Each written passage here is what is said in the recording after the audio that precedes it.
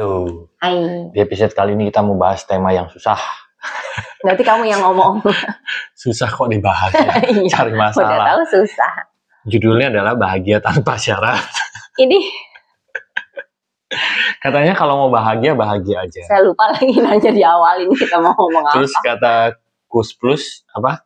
Hidup senang walaupun tak punya uang. Nah, gimana bahagia tanpa syarat itu, Bu? Kenapa kita nulis ini terus cari-cari masalah buat video ini? Kamu itu. Menurutmu gimana? Nanti kan saya tanya menurutmu gimana, habis itu kan kamu bisa tanya menurutmu balik lagi. Oh gitu ya. Kamu dulu. Curang. Bahagia tanpa syarat. Ini mau ke arah mana? Ke arah mana-mana ya, pokoknya hidup secara global. Elit global. Bahagia tanpa syarat. Ya itu susah. Menurut saya itu susah. Karena sebetulnya kita ini kan masih penuh pengkondisian ya. Gini, apalagi kalau kita masih mencantolkan sumber bahagia kita itu dari sesuatu di luar. Oke. Ya kan? Kayak saya bahagia kalau ada kamu.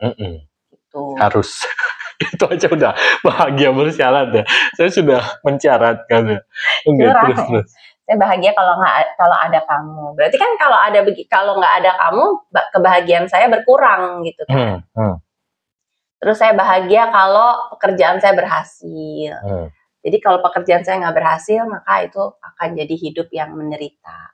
Itu ya. Jadi sebetulnya bahagia tanpa syarat itu bisa jadi awalnya adalah karena kita sendiri masih menempatkan sumber-sumbernya di luar. Dan seringkali kita lupa bahwa sumber-sumber itu sebetulnya betul kita bisa dapatkan dari interaksi kita dengan sesuatu di luar. Tapi pada dasarnya sumber itu sebetulnya ada di dalam.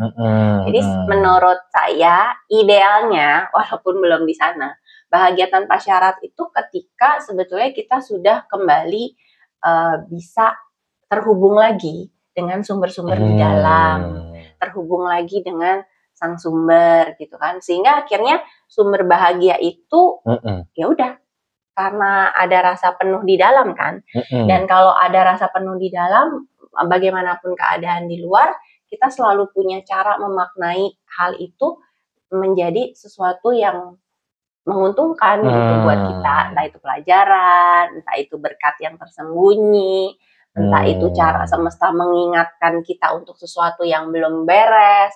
Ujung-ujungnya kita akan melihat iya ya semuanya tuh pro kita ini. Semuanya tuh pro kita, dan sebetulnya untuk menjawab itu semua kita tinggal balik ke dalam, karena pada dasarnya semua yang kita butuhkan ada di dalam. Idealnya begitu.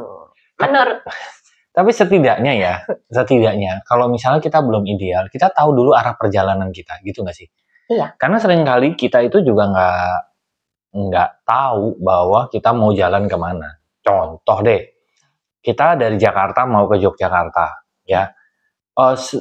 Apakah kita udah nyampe Jogja? Jawabannya belum, tapi setidaknya kita udah tahu, punya tujuan dulu, saya mau ke Jogja. Nah, ini juga sama.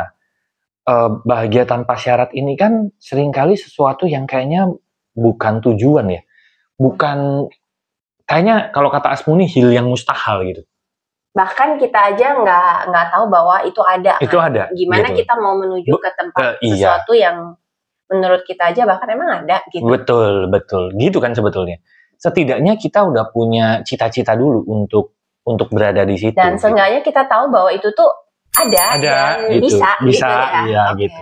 Masalah nyampainya kapan kan? Ya namanya juga masing-masing ya gitu. Nah, cuman saya setuju sih sama Rusi gitu ya, bahagia tanpa syarat itu karena kita menaruh tujuan-tujuan bahagia itu ada di luar diri gitu. Kalau saya begini maka saya bahagia, kalau saya begitu maka saya bahagia. Dan makanya itu kebanyakan ada di luar gitu. Iya, betul. Nah, dan itu mempersulit kita sendiri. Iya, dan makin lama makin banyak dan makin tinggi. Iya, dan ya, kita kan nggak ada hal yang sebetulnya 100% selalu bisa kita kendalikan kan. Iya, betul. Artinya itu yang mempersulit diri kita sendiri untuk bisa bahagia tanpa syarat. Iya, nah dan ada satu lagi menurut saya core-nya ya, bahwa ketidakbahagiaan itu awal mulanya adalah ketidakpercayaan terhadap pemeliharaan semesta terhadap kita. Nah, ketidakpercayaan ini yang membuat kita makin tidak bahagia. Yang tadi Rusi cerita itu sebetulnya, bahwa kalau kita lagi dikasih tanda kutip pelajaran dalam hidup, kita kan menganggapnya itu sebagai cobaan, itu sesuatu yang tidak membahagiakan, penderitaan. Jadi pada saat ada di kondisi itu, kita merasa tidak bahagia gitu. Kenapa? Karena kita tidak percaya bahwa hal yang kita anggap penderitaan itu sesuatu yang sebetulnya menguntungkan untuk kita. Ya, dan juga kalau menambahkan ya, betul yang tadi, ini seringkali tidak bahagia itu juga antara ingin dan butuh. Kalau yang tadi Ari bilang, kita tidak bahagia karena menurut kita, yang kita inginkan sedang dijauhkan atau sedang tidak kita dapatkan. Padahal kalau kita melihatnya dari kacamata butuh, bisa jadi ya itu hal terbaik yang diberikan karena itu yang kita butuhkan. Kita butuhkan gitu untuk pertumbuhan diri kita. Dan pada saat nanti kita bertumbuh, maka kita semakin percaya kan terhadap pemeliharaan semesta.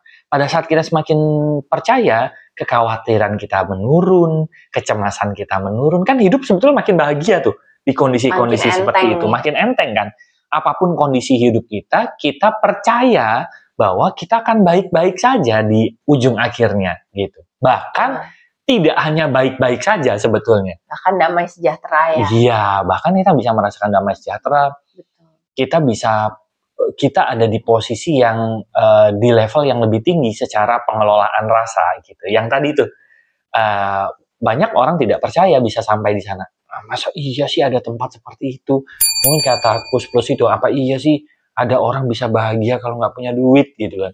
Tapi kenyataannya adalah pada saat orang bisa melampaui hal tersebut, dia tidak khawatir lagi terhadap kehidupannya, justru malah banyak rezeki yang dihadirkan. Itu kan paradoks yang kita kayak ayam sama telur ya. Benar. Gitu. Dan ini mungkin yang dibilang karena percaya sebetulnya ya, percaya itu yang membuat kita jadi punya ruang untuk membuka diri terhadap hal-hal yang kita percaya itu untuk akhirnya terjadi. Betul. Dan karena percaya itu kita dituntun gitu kan. Mungkin itu ya kenapa ada dikatakan bahwa berbahagialah engkau yang percaya walaupun tidak melihat. Karena sebetulnya walaupun melihat itu mungkin ujung akhir ya. Iya. Ujung akhir. Tapi itu bentuk akibat nggak sih? Iya, bentuk akibat dari dia percaya. Betul. Pada saat kita percaya, yang tadi kita sebetulnya sedang membuka diri pada hal-hal yang kita percaya itu bahwa itu ada. Dan sudut pandang itu yang akan menuntun kita ke jalan-jalan yang akhirnya di akhirnya kita bisa melihat apa yang kita percaya. Betul. Jadi balik lagi ya teman seperjalanan. Kayak kita memberikan syarat-syarat kebahagiaan kita. Saya bahagia kalau ditemenin sama Rusi. Ya, itu saya masih bersyarat seperti itu sih. Gitu ya. Tapi sebenarnya kalau misalnya kita gali lebih dalam, kenapa sih saya happy kalau misalnya bareng Rusi? Pasti ada rasa-rasa yang kita butuhkan ya. Kita dapatkan dari itu gitu. Makanya kita mensyaratkan hal itu.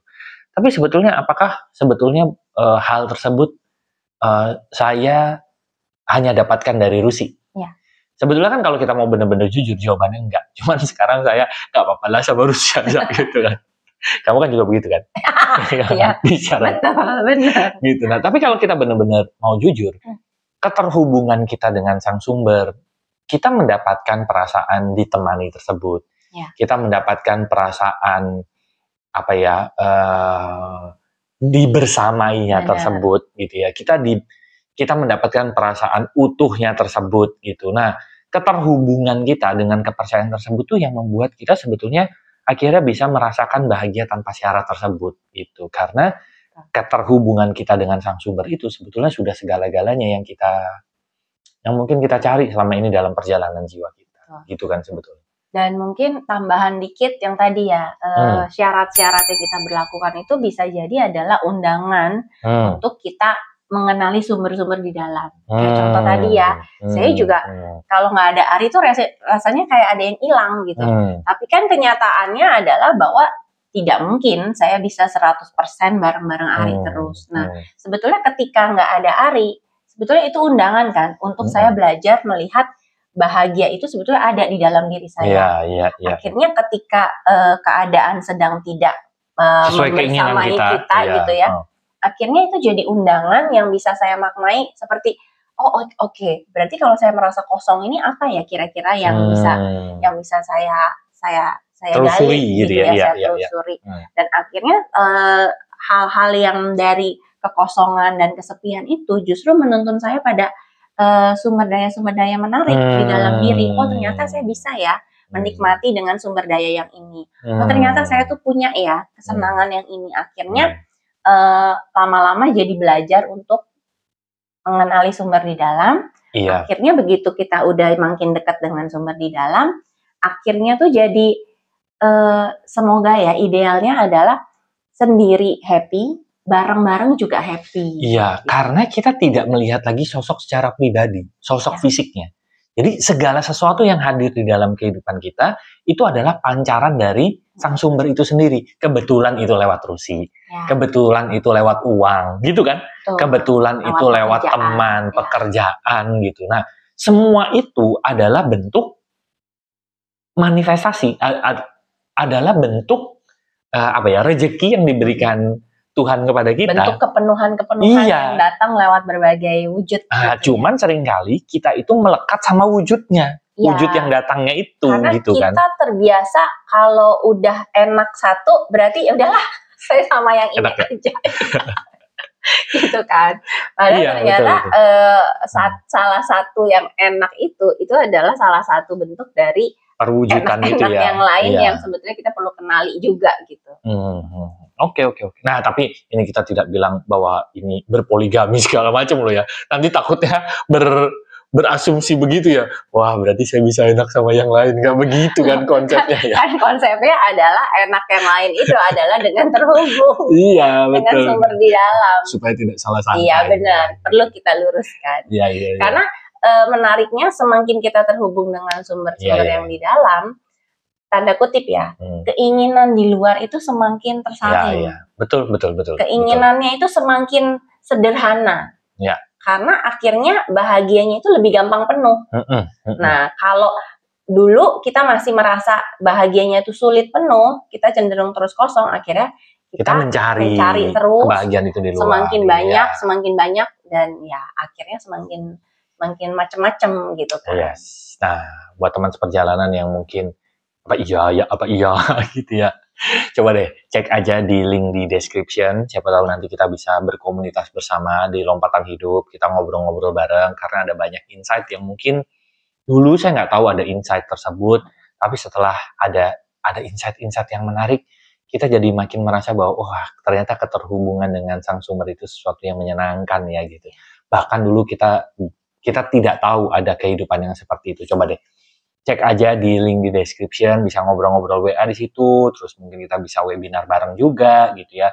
Atau bisa konsultasi private juga sama Rusi gitu ya. Cek aja ya di link di description. Kita ketemu lagi di episode mendatang. Thank you. Bye-bye.